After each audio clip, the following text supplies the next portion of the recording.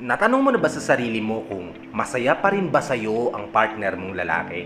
Naramdaman mo na ba yung pagbabago niya kaya naitatanong mo yan ngayon sa sarili mo? Kung gusto mong malaman ang mga senyales, kung masaya pa sa'yo ang partner mong lalaki o hindi na, tara, pag-usapan natin yan. Just keep on watching.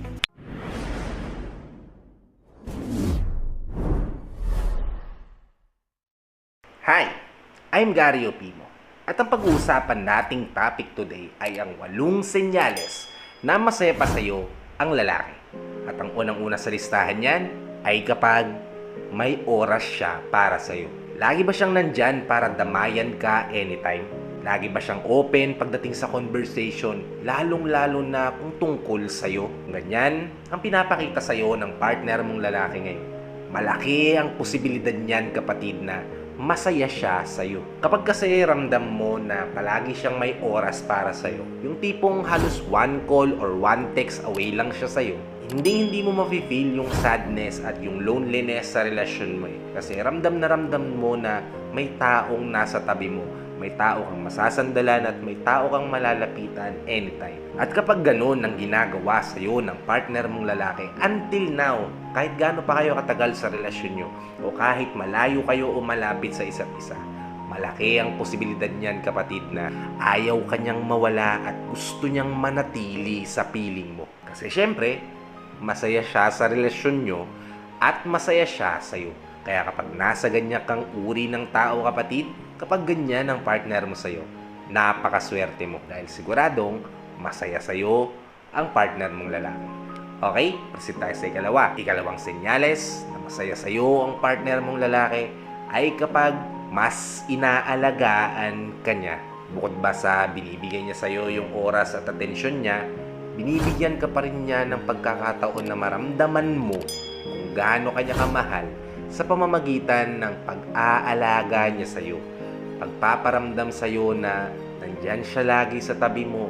Pagpaparamdam sa'yo na hindi ka dapat mag-alala. Yung tipong lagi kanyang paaalalahanan sa mga bagay na posible mong magawa na pwedeng makasama sa'yo. At kung ganito ang pinaparamdam sa'yo ng partner mong lalaki, malaki ang posibilidad niyan, kapatid, na sobrang saya niya sa piling mo. At kaya niya ginagawa ang lahat ng yan para maramdaman mo na mahal ka niya at masaya siya sa tabi mo. Kaya, kapatid, wag mo na siyang bibitawan dahil bihira lang ang mga lalaking katulad niya na darating sa buhay mo.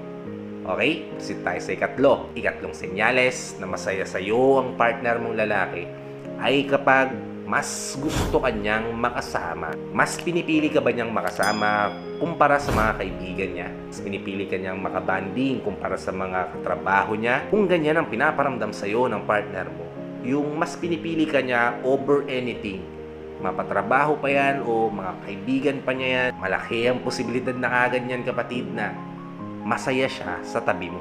Alam naman siguro natin kung gaano kahalaga sa mga kalalakihan yung bonding moment nila with their friends, bonding moment nila with their co-workers, di ba?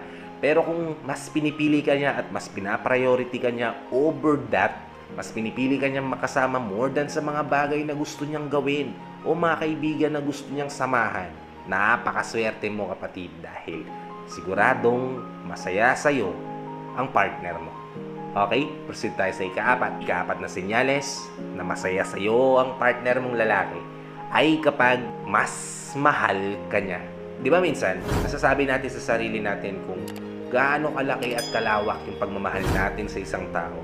Paano kung kitang-kita at ramdam na ramdam mo na mas malawak at mas malaki ang pagmamahal sa'yo ng lalaking mahal mo? Kasi bukod sa may oras siya para sa'yo at mas gusto kanyang palaging makasama compare sa lahat ng bagay, palagi pa niyang pinapaalala at pinaparamdam sa'yo na mas worthy ka more than anything. And you are his number one and you will be the only one. Kapag ganyan ang pinaparamdam sa'yo, kapatid, ng isang lalaki, napakalaking senyales na yan na masaya siya sa tabi mo. Masaya siya sa'yo at sa relasyon nyo. Kasi napakaswerte na nga natin na may makakasama tayo at makakatuwang sa buhay, di ba?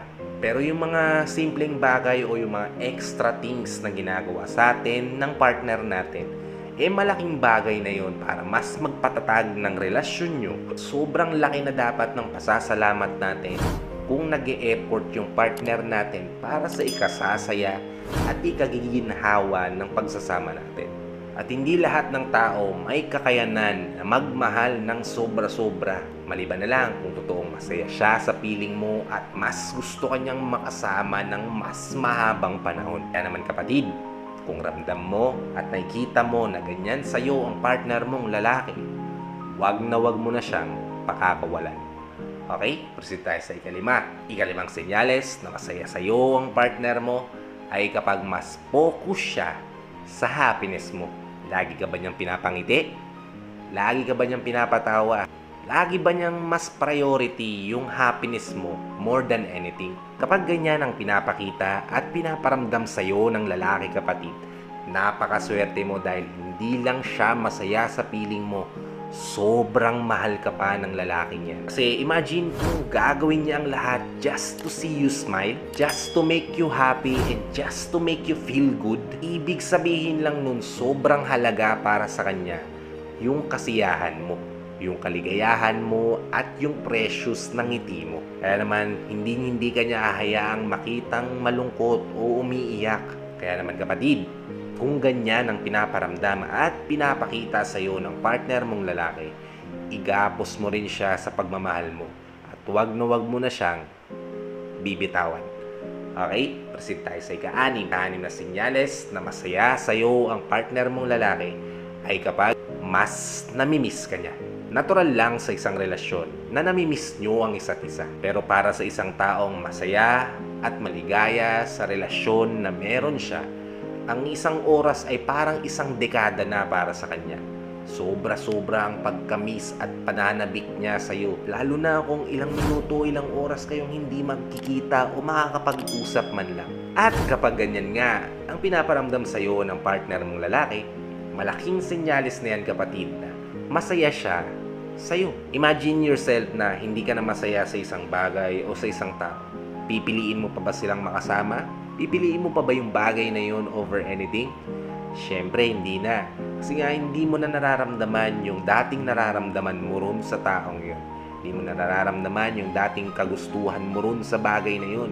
Kaya naman, kung isa ka sa mga taong mapalad na sobrang namimiss at nananabik sa iyo ang partner mong lalaki, napakaswerte mo kapatid dahil isa ka sa mga taong nakatanggap ng bibihirang lalaki sa buhay mo. Kaya naman kapatid, wag mo na siyang bibitawan. Okay? Proceed tayo sa ikapito. Ikapitong senyales na masaya sa iyo ang isang lalaki ay kapag mas pinoprotektahan ka niya. Imagine guys, kung mahalaga sa iyo ang isang bagay, hindi mo ba ito iingatan? Hindi mo ba ito poprotektahan? Siyempre, aalagaan mo yun, poprotektahan mo yun, iingatan mo yun ng gusto dahil ayaw mo yung mawala sa'yo, di ba? Kaya naman kung ang partner mo ngayon o yung magiging partner mo, nararamdaman mo na iingatan ka niya at poprotektahan sa lahat ng bagay, lalong-lalo na kung pagdating ito sa ikabubuti mo. Malaking senyales na yan kapatid na isa ka sa mga saswerteng tao na magkakaroon ng partner na magiging masaya sa piling mo. Okay? Proceed tayo sa ikawalo. Ikawalong senyales na masaya sa iyo ang isang lalaki ay kapag mas proud siya sa iyo. Pinaparamdam niya ba sa iyo yung pagiging supportive niya sa mga bagay na gusto mo? At kapag may na-achieve kang mga bagay, mas proud pa siyang ipinagsisigawan sa buong mundo yung mga bagay na na-achieve mo. At ipinagsisigawan niya rin sa buong mundo kung gaano siya ka-proud sa iyo. Yung tipong ikaw at ikaw lang ang pinagsisigawan niya sa buong mundo na sobrang mahal na mahal niya.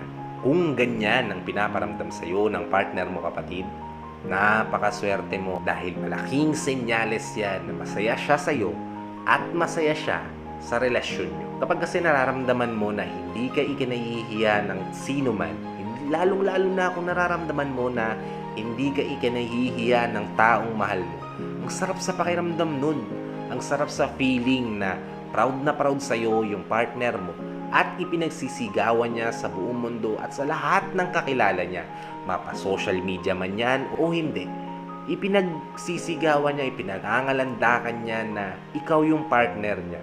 Ang sarap sa pakiramdam nun, di ba? Kasi ramdam na ramdam mo na ikaw at ikaw lang ang pipilian niya more than anything. Ikaw at ikaw lang ang mamahalin niya dahil declare na niya yun sa buong mundo na ikaw at wala nang iba ang pinipili niya.